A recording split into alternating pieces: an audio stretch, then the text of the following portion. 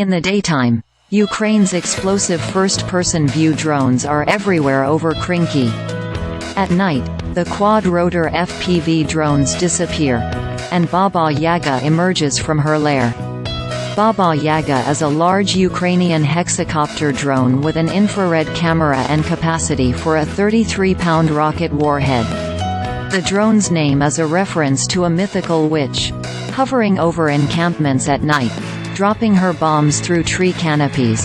Baba Yaga haunts the Russian regiments and brigades trying, and so far failing, to dislodge Ukrainian Marines who crossed the Dnipro River in southern Kherson Oblast 6 weeks ago and seized a bridgehead on the Dnipro's Russian-held left bank, in Krynky.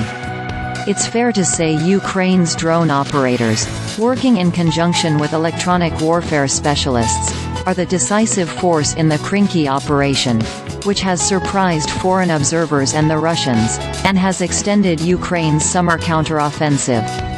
In other sectors, the counteroffensive ended weeks ago. In the weeks before, Ukrainian Marines from the 36th Brigade motored across the Dnipro and, in a series of violent infantry actions, began pushing the Russians out of Krynky.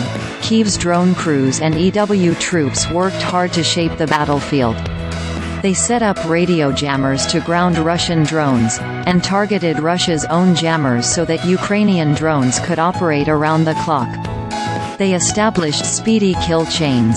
Drone operators, intelligence analysts and artillery gunners working in tightly coordinated teams.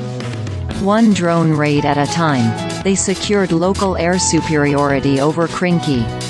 Sure, the Russian Air Force can pummel Krynky with 25-mile range glide bombs.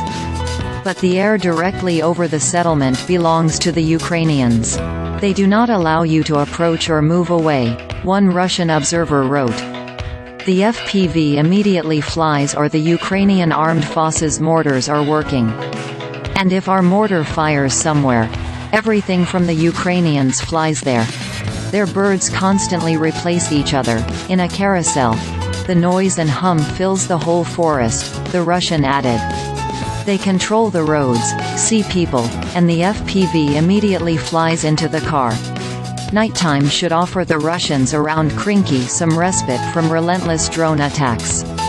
While both Ukraine and Russia have experimented with night-flying FPV drones packing tiny infrared cameras, these remain rare, mostly owing to the high cost of the cameras.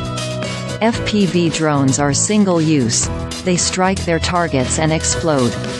Adding a $300 infrared camera to a $500 FPV drone is a significant financial and logistical challenge, given that the Ukrainian and Russian militaries both expend hundreds of FPVs per day along the 600-mile front of Russia's wider war on Ukraine.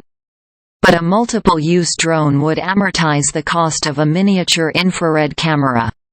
So it made sense for the Ukrainians to add an IR camera to one of their heavier six-rotor drones, such as the $12,000 Kazan.